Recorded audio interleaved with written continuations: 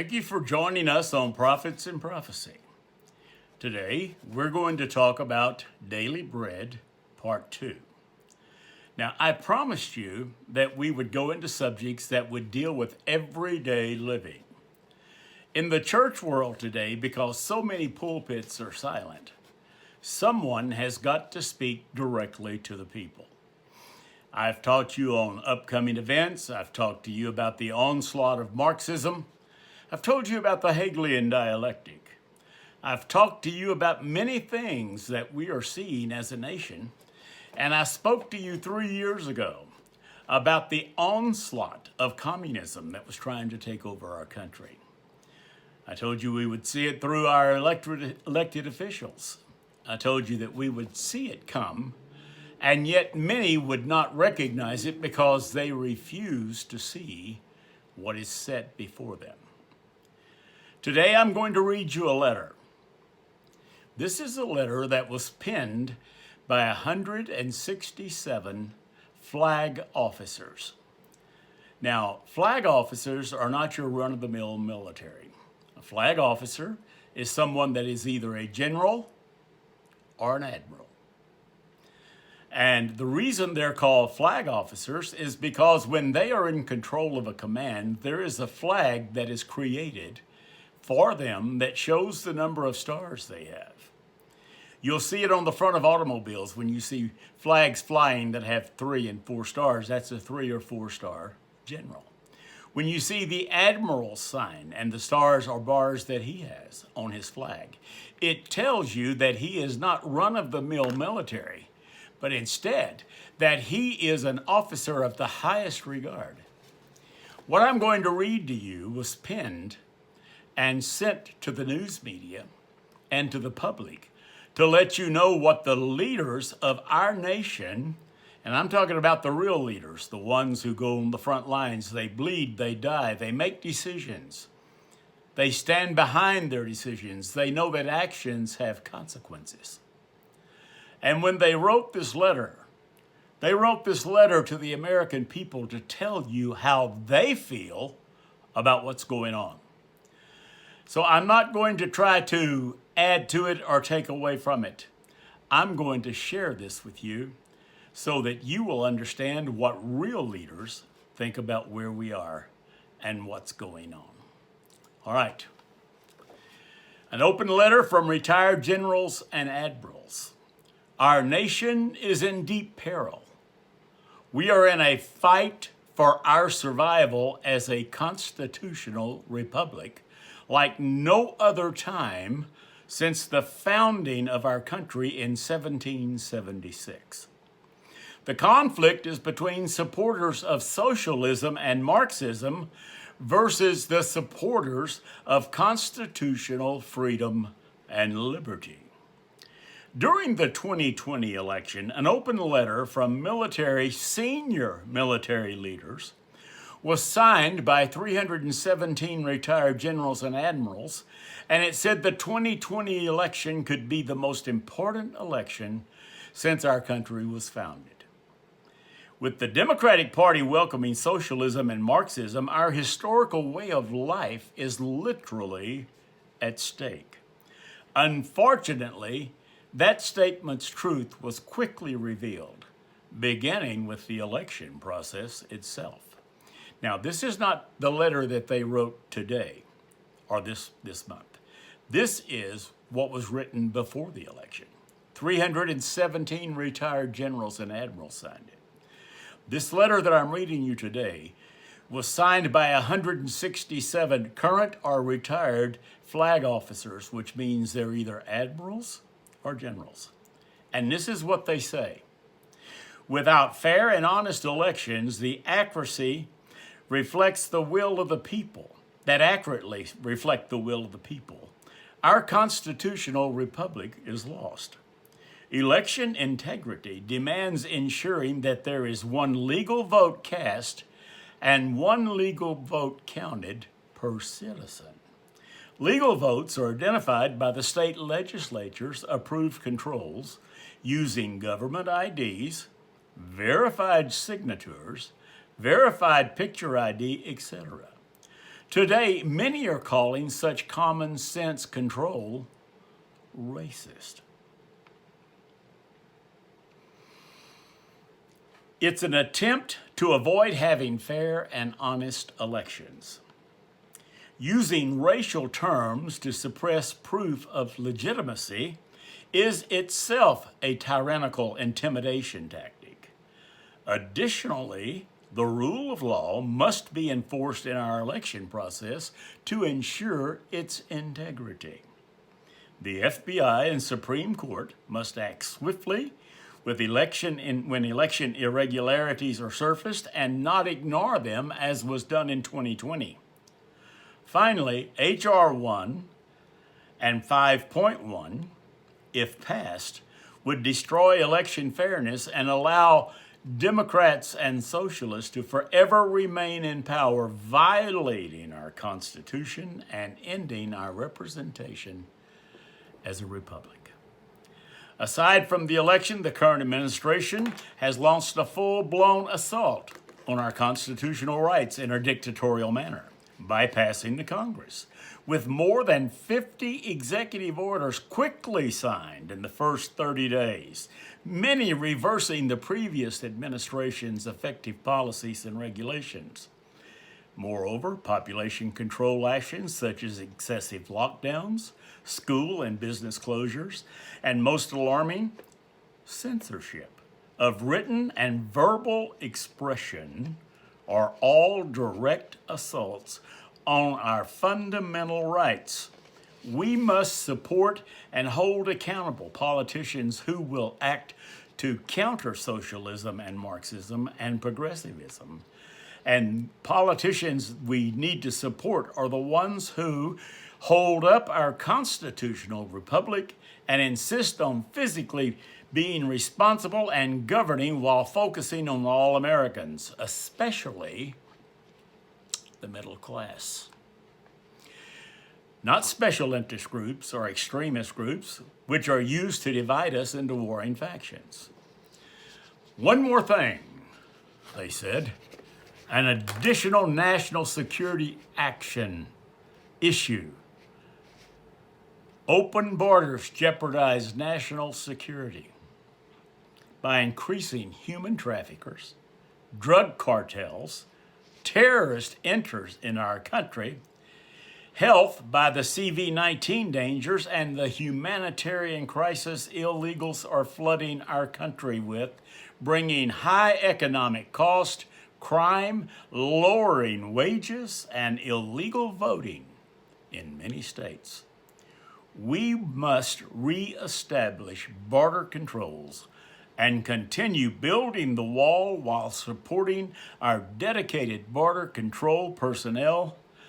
Sovereign nations must have a controlled border.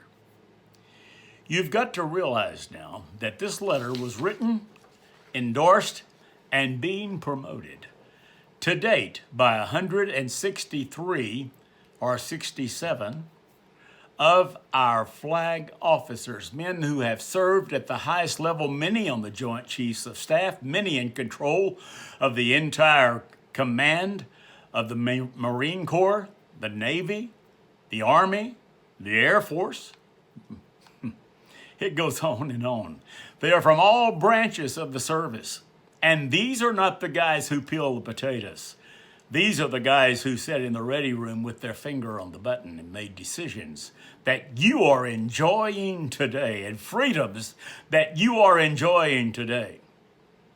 They are saying, for God's sakes, America, wake up. We are plunging headlong with the Democratic Socialist Party, and that's what they're calling themselves now. They are socialist. They are communist. I never thought in my day that I would live to see this until God gave me a vision 45 years ago and said, hey, you're going to see this. But I prayed that it wouldn't be. But here we are. We are not fighting for Alabama. We're not fighting for Arizona. We're not fighting for California. We're fighting for America, and we're fighting for our kids, our grandkids, and our great-grandchildren. The church is sitting idly by because they're fearful that somebody would say it's hate speech. Well, I'm going to tell you something. I thank God that there were men in our founding fathers that were not afraid to stand up and say, no taxation without representation. You're not going to come in here and take over our life. You're not going to bring that into our life. We left Europe to get away from it.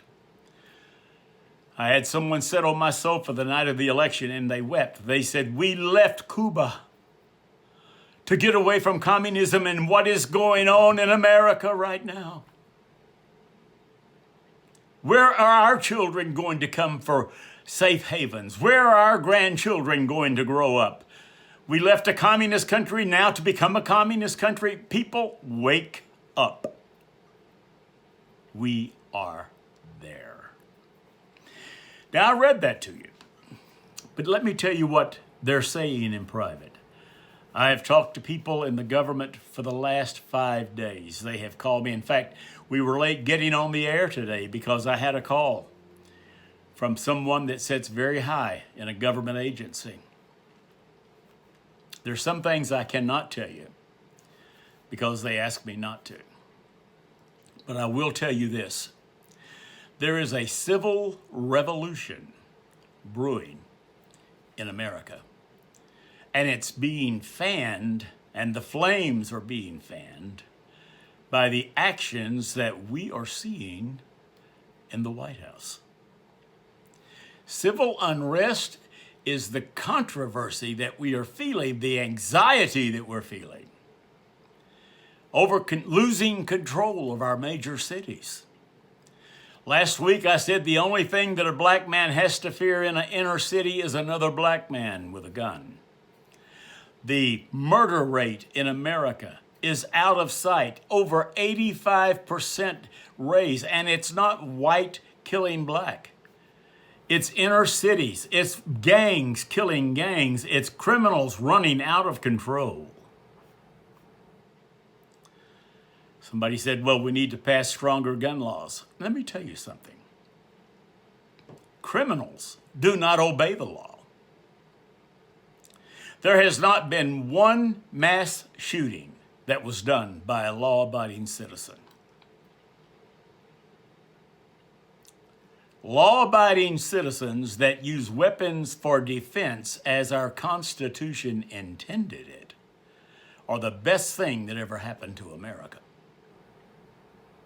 You say, well, Brother Eggett, if somebody comes in to rob your house, they're just going to steal. That's no reason to die. When they step over my threshold, uninvited, and they come to take, rape, pillage, and destroy, I have a right in the Word of God, I have a right in the Constitution, and in the state of Texas, thank God, our governor is signing into law an act that allows Texans to defend themselves.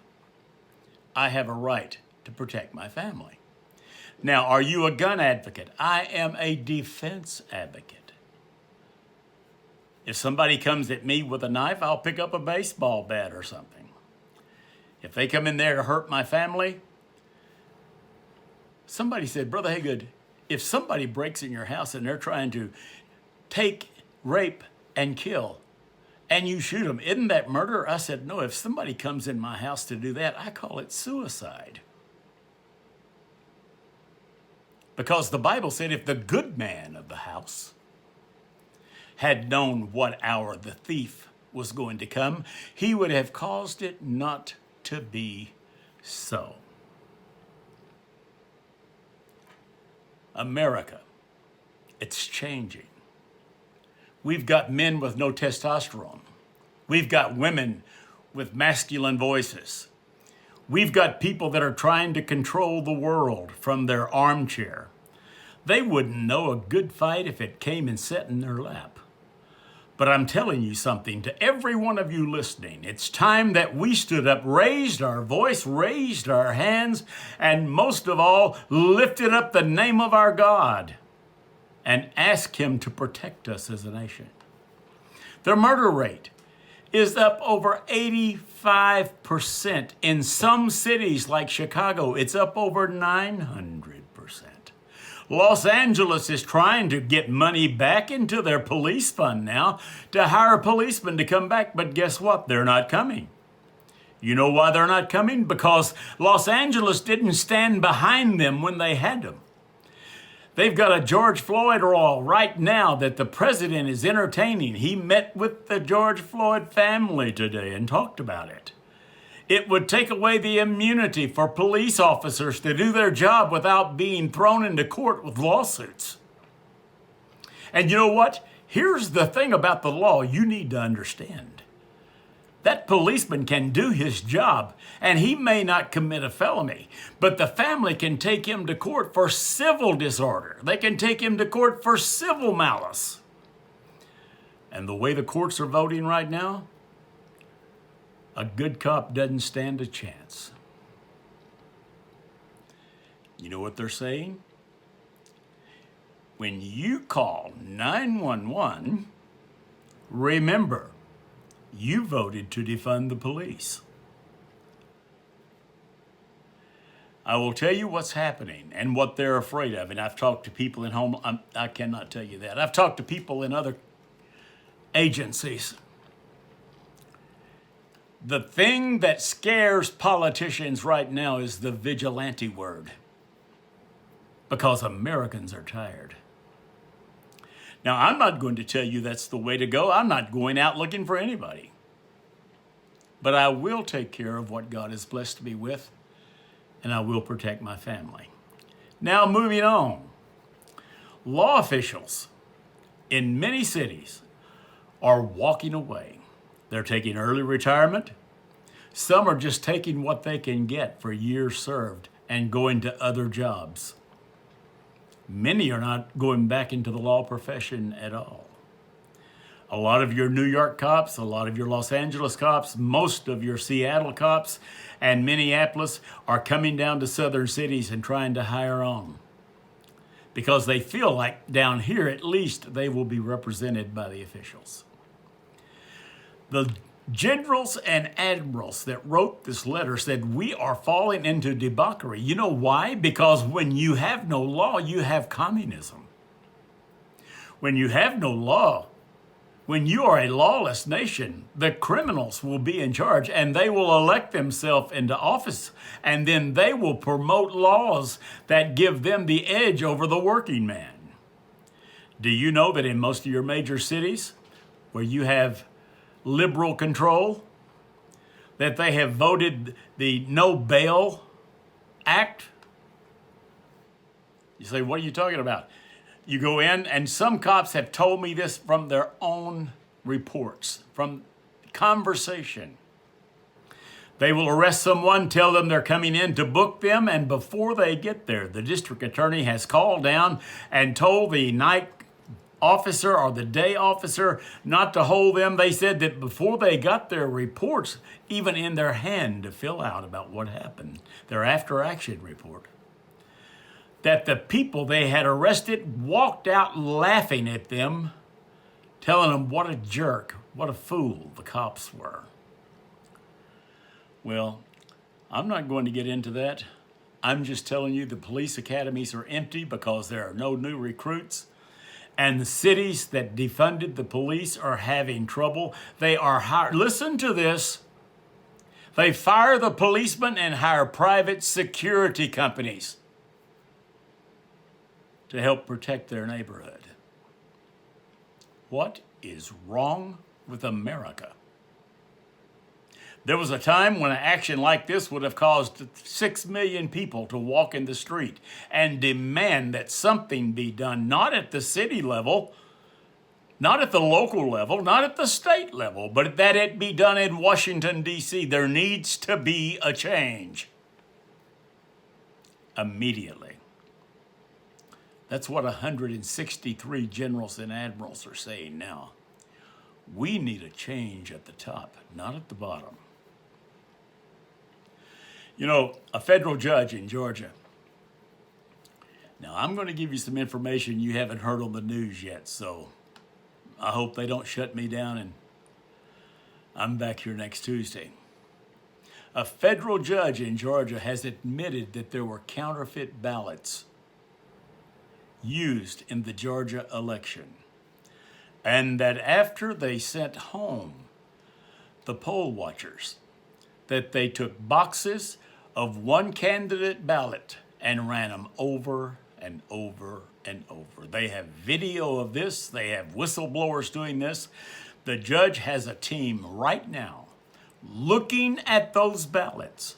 He asked for a report to be on his desk no later than the 26th of this month so he could make a decision by the 28th. And that decision would have to be decertifying the Georgia election that was presented to the Congress January the 6th.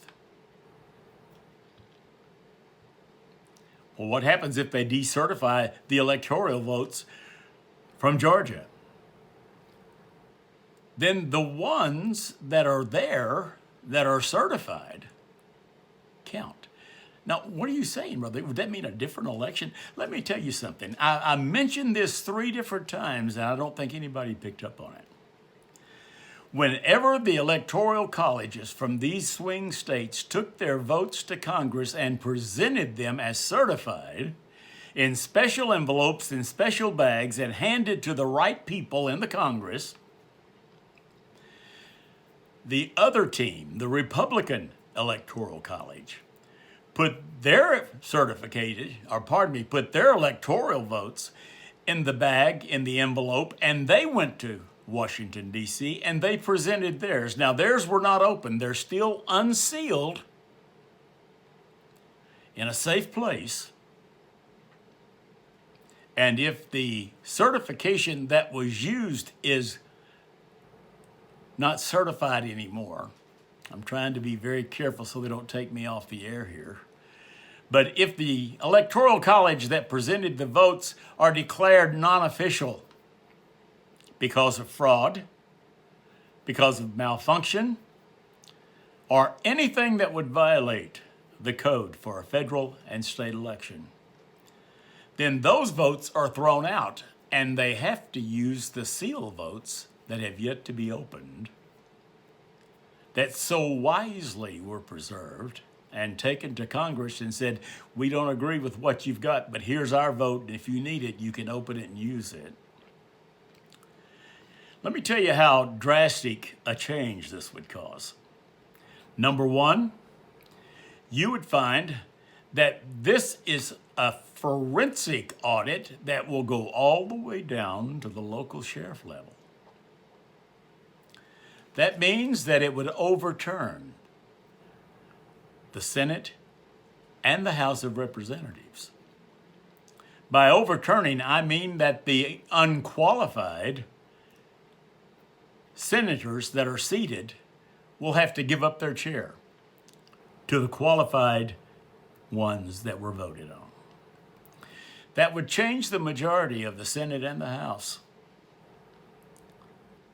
That would mean Nancy Pelosi is no longer the Speaker and that Chuck Schumer is no longer the voice of the Senate. But what would it do for the Oval Office? Well, let's get back down to the local level. It would change all the way down to the sheriff. And whether you know this or not, the sheriff is the most important man in a county. The federal government has to ask the sheriff for permission to run an operation in his county. It'll change things all the way down the line. School board commissions, state representatives at the state Senate and state House. And then it goes to the congressional level and it changes the seats in the Senate and the House of Representatives. And then it goes to the Oval Office. And here's where it gets to be a sticky wicky.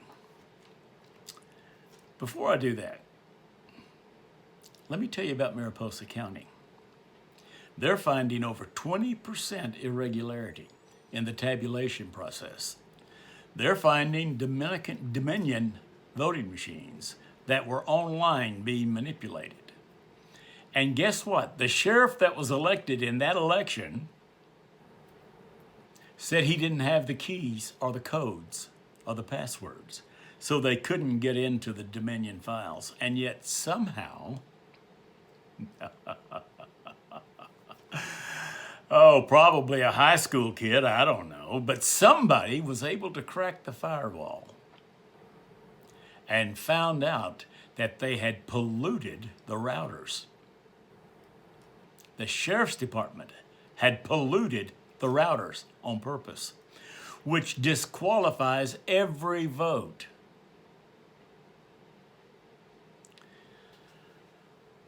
What can they do? Well, the Attorney General of the state legislature can ask for a revote,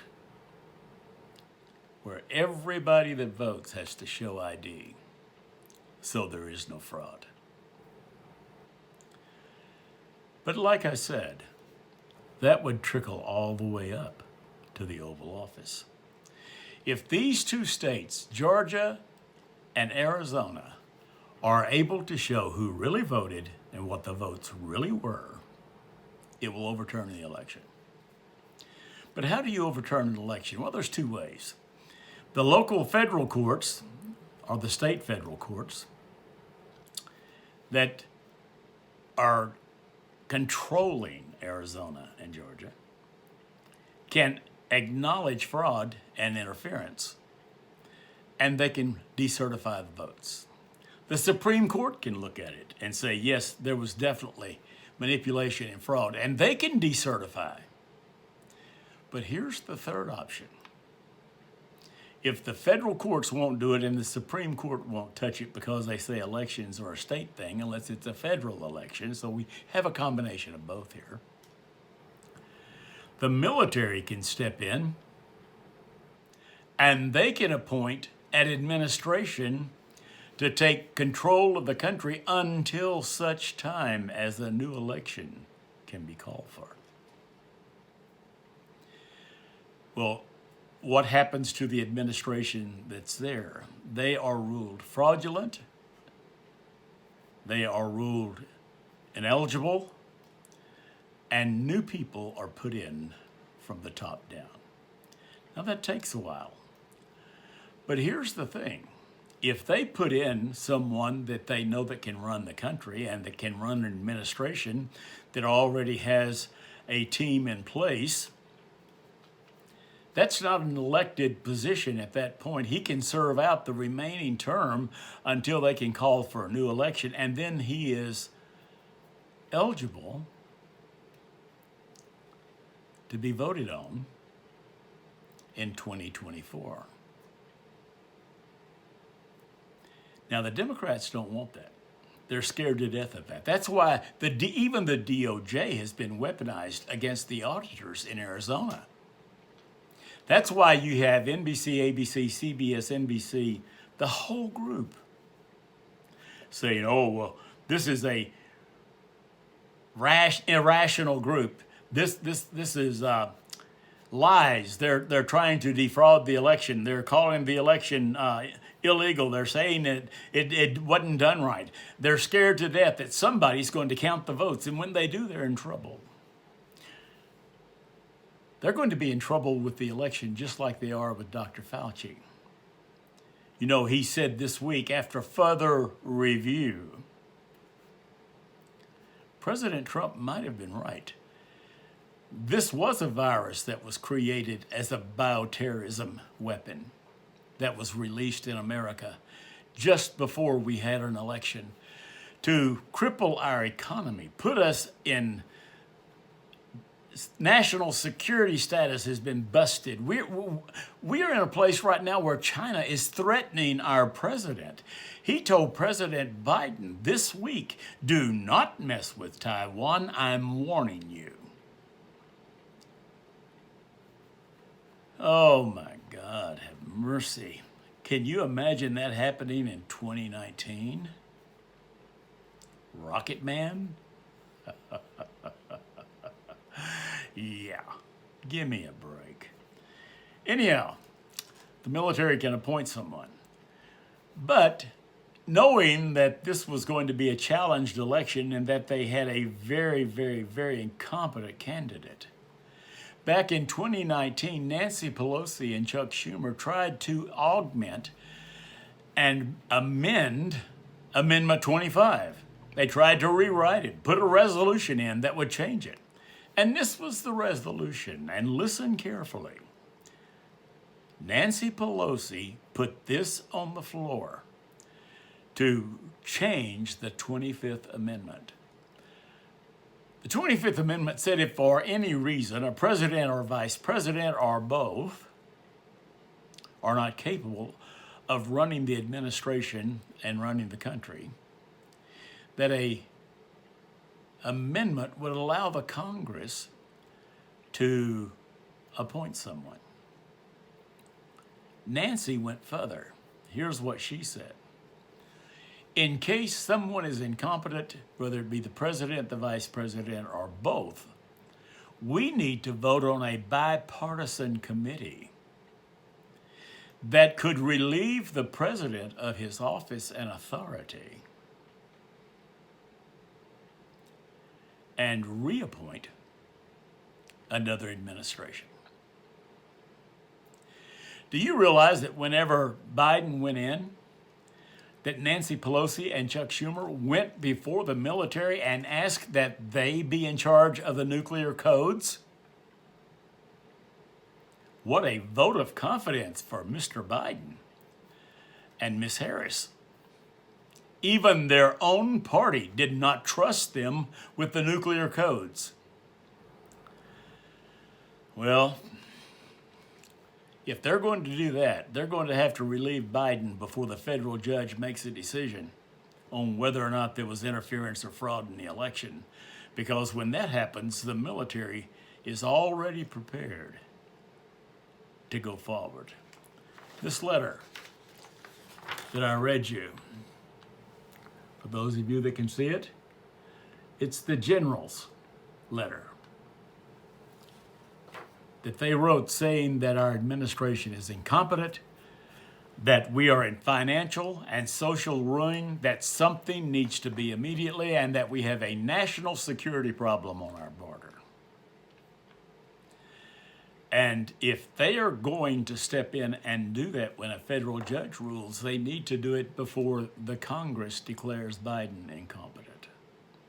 Do we have a mess in the White House? All I can tell you, and I can tell you this for a fact, Mr. Trump has a transition team in place and will not be caught off guard. Next time, we're going to talk about a different subject. Next week, can people that are vaccinated be infecting the public with nanobots? What leading experts in the medical field and scientific field are saying might shock you. Now, those of you that support us, we thank you for that. If you'll look at the bottom of the screen, you'll see our website, jphim.org. Please go there and make a donation. We spend a lot of time trying to find information you won't hear on the media. We want to tie that into prophecy, and we will. But until then, we need some help. Most of all, we need your prayers. And we do need your support. God bless you. God bless your home. God bless America. And until next time, we love you.